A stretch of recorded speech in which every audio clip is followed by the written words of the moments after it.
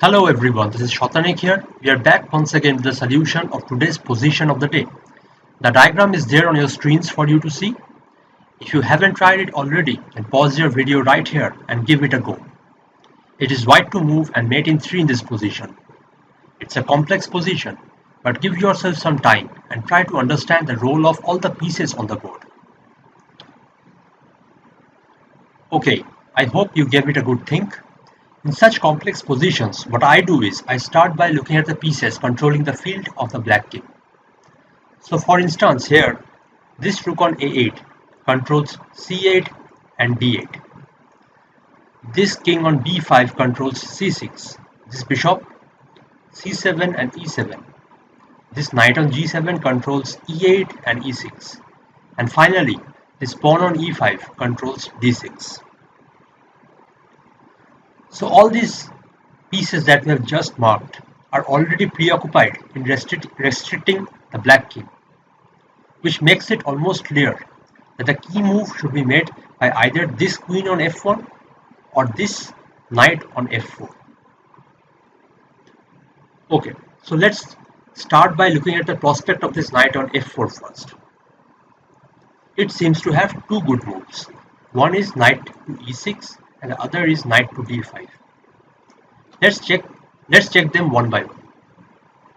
Knight to e6 comes with the double threat of knight f8 checkmate and knight c5 checkmate. Similarly, knight to d5 also comes with this double threat, knight to f6 mate and knight to b6 mate.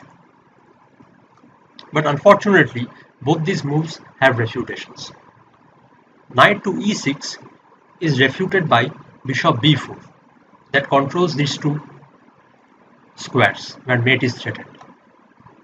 Similarly, knight to d5, which threatens mate on b6 and f6, is refuted by rook into g6 that controls f6 and b6. Hence we see that these two pieces, this bishop on e1 and this rook on g2, are the key defending units in this position.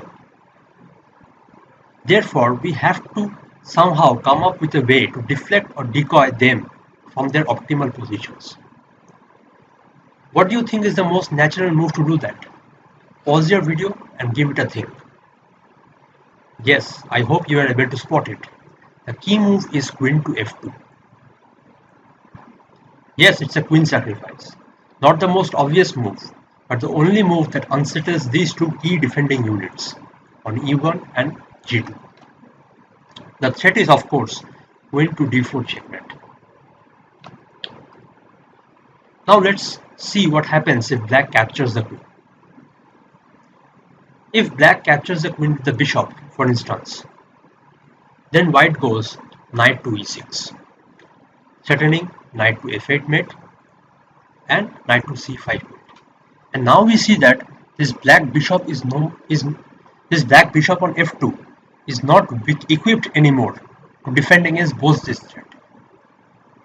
So for instance, if it goes bishop c5, then it defends knight f8 mate, but runs into knight into c5 checkmate. Similarly, if black captures the queen with the rook, then white goes knight to d5. And now once again, this rook is not equipped to defend against the double threats, knight f6 and knight b6 checkmate. So for instance, if it goes rook f6, then it prevents knight to b6 mate, but allows knight into f6 checkmate. There can be some other variations.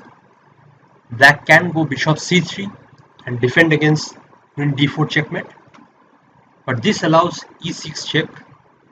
Black goes king d6 and then white has queen c5 mate. Similarly, black can also play knight f5 here, preventing queen to d4 mate. But once again, white has e6 check, and after king d6, queen c5 comes with a mate. So that was the whole idea of today's problem. The key was to find this move queen to f2 and unsettle these two defending pieces on g2 and e1. And if this queen is captured, say you captured with bishop, then knight e6 ends the game. This bishop is not equipped anymore to defend against both these threats.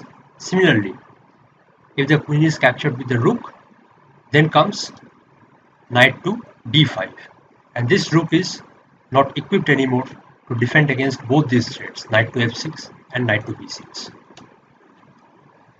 So I hope you liked this interesting decoy idea. We will be back tomorrow with something new. Till then, goodbye and take care.